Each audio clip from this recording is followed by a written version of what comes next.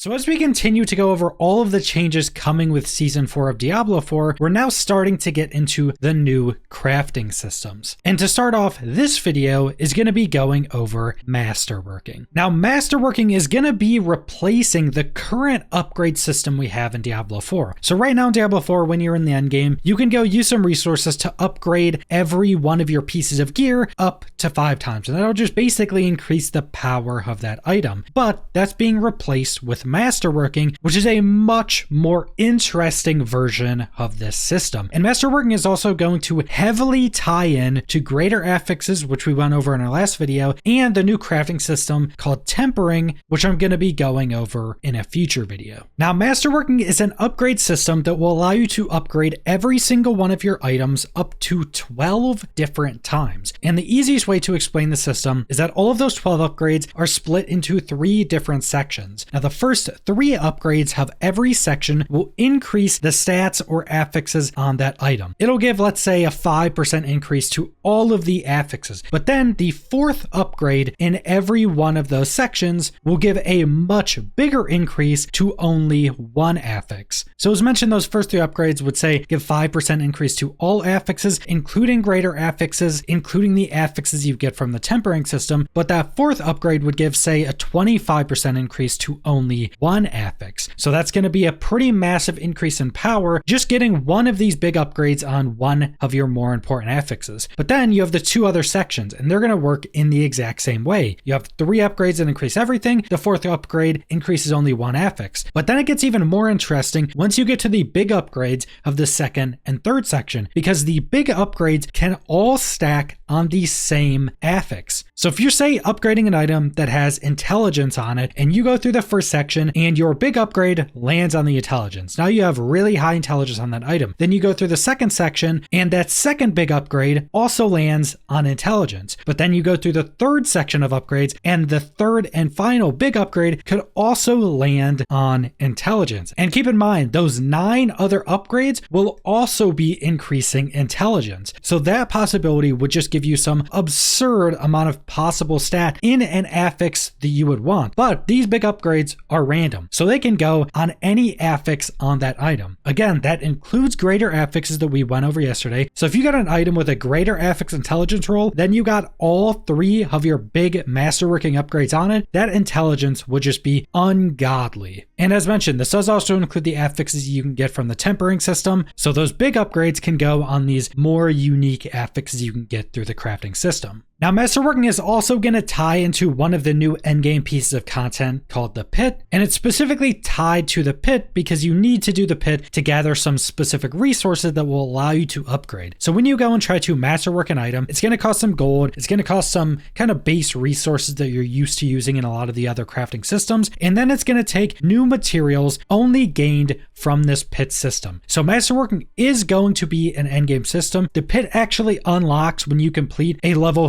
46 nightmare dungeon, so this is specifically going to be very endgame. But once you get into the new content in the Pit and you complete one of those runs, that will give you some of the resources you need to upgrade your items through the Masterworking system. Now, there's actually going to be 3 different resources in the Masterworking system, which is also another reason why I explain this in 3 different sections, because you have 3 different sections, you have 3 different upgrade materials you need from the Pit. You have to do higher and higher levels of the Pit to get. So that first section of 4 upgrades would take the first resource, the 2nd section would take the higher tier resource, and then the 3rd section would take the highest tier of resource. And it does seem that these different sections of Masterworking is also how they're going to be displaying it on items. Because before, if you looked at any items, they would have the little boxes or circles of upgrades you could apply to that item in the old upgrade system where you could have a total of 5. But now when you look under items, it's seemingly going to have a different shape depending on which section you're in. And this all comes from a screenshot they recently released with the patch notes, but they had one weapon where they had 1 upgrade on it, so it had 1 of 4 triangles at the bottom of the item filled in. But then they had another item where they had just upgraded once, and we can see that item was using the first tier of resources, and that item had 1 of 4 circles filled in below the item. So it seems the first section of the Masterworking system, so upgrades 1 to 4, are going to be circles displayed under the item. They'll be filled in as you upgrade. Then the 2nd section will have some other shape. The 3rd section will have another shape. And we don't know what the 2nd and third section shapes are going to be, we know one of them is going to be triangles. So Masterworking is going to be a much more interesting upgrade system. It's split into these 3 sections, going to give a ton of additional stats, going to have some randomness and a lot of variation in it because of the big upgrades that will randomly be applied on any of the affixes on the item. And you're going to have to farm a new endgame system to get these resources to keep upgrading your items. But let's say you go and use a bunch of resources to upgrade an item, and the big upgrades all land on affixes that you don't really want them on. But one of the really nice things about the Masterworking system is you can reset all of the upgrades on an item. So if you go upgrade an item 12 different times, you can fully reset it. It will remove all of the upgraded stats on that item, but your item won't change. It'll be the same item you had before you started to upgrade, but you're not going to get any of the resources back. So you're losing all the resources you used. So this will allow you to constantly try to re-roll an item. Let's say you have a best in slot rolled item, or let's say you have a unique item and you upgrade it all the way, didn't land on the affixes you want, you can just reset it and try again. And I do think because of this fact, this is going to be kind of the finishing system for best in slot rolled items. So if you're looking for a best in slot rolled item, you're going to want to be getting a legendary or unique item with all the stats you want. You're going to want it to get lucky and drop with greater affixes. Then you're going to add more affixes on it from the tempering system. And then you're finally going to take it to the Masterworking system and you're going to spam upgrades on it. Hope it rolls well. If it doesn't, you reset the Masterworking and you try again. So it's going to be that finishing system that's probably going to be somewhat expensive, but it's completely resettable. So you can just constantly farm more and more endgame pits to try to get the best Masterworking rolls you can get. And as I went over in my last video where we went over greater affixes, this system is also going to get very interesting when you start talking about unique items, even uber unique items, because if you get a unique item, before it was just a unique item and you try to get good rolls on it. Now you want to get a unique item that also rolls with greater affixes, then you're going to want to upgrade that item with the Masterworking system where those big upgrades could land on a really unique affix on that unique item, which could then just give you some ridiculous amount of stats that you can't get on other items. Like I went over in my last video, a bunch of uniques have unique stats on them. They'll either have unique stats that can't be gotten on any normal items. They'll have a stat in that slot you can't normally get. So for instance, one of the Druid's unique rings has a % willpower roll on it. So let's say you get that unique ring as a drop. Normally it would have a decent roll, give you some % willpower, but then you could get a greater affix roll, which will obviously give you a massive multiplier on that base affix roll. Then you could take it to the Masterworking system. You could upgrade through the Masterworking system. And if you got super lucky, you could get the 3 big upgrades on this % willpower roll. So now this % willpower roll is probably going to have more than double the stats it can normally roll on that item. And it could potentially even be quite a bit higher than that, depending on how exactly the numbers pan out. It could actually be like a 2.5 times multiplier compared to the normal affix roll. And when talking about more unique stats, that could potentially allow new builds to work that weren't able to work before, because some of these unique stats will also include things, cooldown reductions for specific skills, or just other more unique skills that can very heavily change up a build. So I think the Masterworking system is a massive upgrade compared to the upgrading system we have right now. And I think it's a massive upgrade in every single way. And it's going to be very interesting. And it's going to be very interesting to start playing with this just because of how it can interact with unique items and some of the more unique affix rolls we can get on items in Season 4. But that's all I want to go over. So thanks for watching.